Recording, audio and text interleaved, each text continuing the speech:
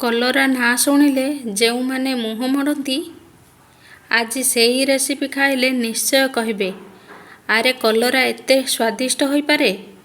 ଆଜି ବନେଇବା ଚଟପଟା ଘରୋଇ ଷ୍ଟାଇଲର କଲରା ରେସିପି। ନମସ୍କାର, ମୁଁ ସୁନିତା ହୋମ୍ କିଚେନକୁ ସ୍ୱାଗତ କରୁଛି। ଏବେ ତ ବର୍ଷା ଦିନ ଚାଲିଛି, ଅଧିକ ଡଷ୍ଟ ରହିଥାଏ, ଯାହାର ଖଦରା ଅଂଶ ଯେଉଁ ଅଛି ତାହିଁରେ ବାଲି ମାଟି ଲାଗିକିରି ବେଶୀ ରହିଥାଏ। ତ ଆମେ ଅଧିକ ଟିକେ ପାଣି ନେଇ ଆମେ ଭଲ ଭାବରେ ସେତିକି ସଫା କରି ନେବା।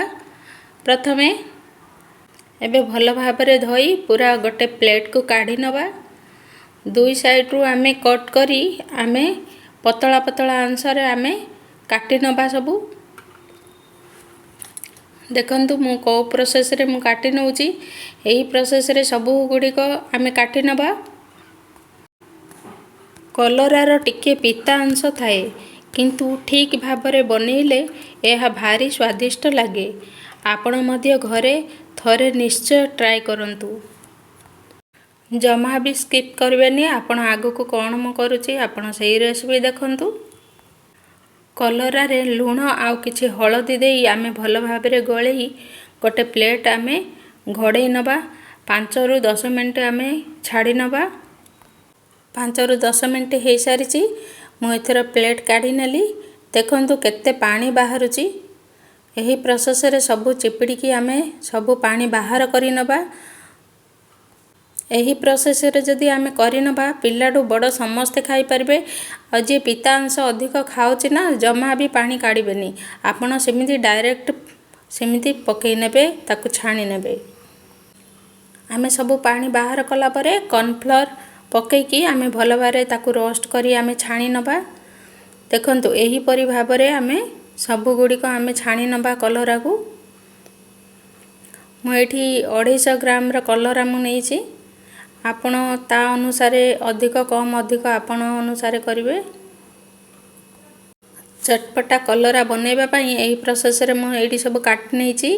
ଅଦା, ରସୁଣ, ଟମାଟୋ ଆଉ ଭୃଷଙ୍ଗ ପତ୍ର ଆଉ ପିଆଜକୁ ମୁଁ କାଟି ନେଇଛି। ଏଇଠି 5 ଫୁଟଣର ମୁଁ ଦେଇଛି, ମାନେ ଜିରା, ସୋରିଷ, ପାନମଧୁରୀ ଆଉ ଶୁଖିଲା ଲଙ୍କାକୁ ଦେଇଛି। 5 ଫୁଟଣ ଦେଇଛି, ମେଥି ବି ଆଡ଼୍ କରିଛି।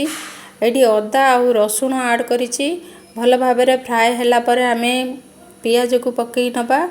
ଭଲ ଭାବରେ ଫ୍ରାଏ ହେଲା ପରେ ଭୃଷଙ୍ଗ ପତ୍ର ଆଡ଼୍ କରିଛି। ଟିକେ ଫ୍ରାଏ ହେଲା ପରେ ଆମେ ଟମାଟୋ 2ରୁ 3ଟି ମୁଁ ଆଡ଼୍ କରିଛି। ଭଲ ଭାବରେ ରୋଷ୍ଟ କରି ଆମେ ଭାଜି ନେବା। ପୁରା ଅଏଲ୍ ଅଂଶ ଯେ ପର୍ଯ୍ୟନ୍ତ ବାହାରିନି ଆମେ ଭାଜିକି ଆମେ ଗରମ ପାଣି ଆଡ଼୍ କରିବା। ଗରମ ପାଣି ପୁରା ଦେଲା ପରେ ଆପଣଙ୍କ ଅନୁସାରେ ଗରମ ପାଣି ଦେବେ, କମ୍ ଅଧିକ ଆପଣଙ୍କ ଅନୁସାରେ କରିବେ। ଏଠି ମୁଁ ଆଡ଼୍ କରିଛି ଧନିଆ ପାଉଡ଼ର, ଜିରା ପାଉଡ଼ର ଆଉ ହଳଦୀ ପାଉଡ଼ର ଆଉ ମସଲା ପାଉଡ଼ରକୁ ମୁଁ ଆଡ଼୍ କରିଛି। ମୁଁ ଏଠି ଛାଣିକିରି 250 ଗ୍ରାମର ମୁଁ ଏଠି ଛାଣିକି ରଖିଛି। ଏବେ ମସଲା ଫୁଟି ଆସିଲାଣି, ଆମେ ସେଥିରେ ପକାଇକି ପୁରା ଭଲ ଭାବରେ ଘାଣ୍ଟି ନେବା।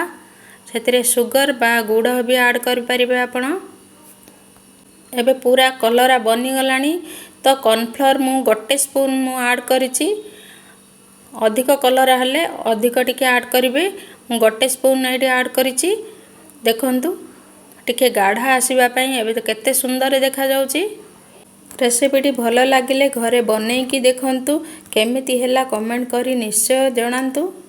ସୁନିତା ହୋମ୍ କିଚେନ୍ ଚ୍ୟାନେଲକୁ ସବସ୍କ୍ରାଇବ୍ କରନ୍ତୁ, ବେଲ୍ ଆଇକନ୍କୁ କ୍ଲିକ୍ କରନ୍ତୁ। ରହିଲି, ଜୟ ଜଗନ୍ନାଥ।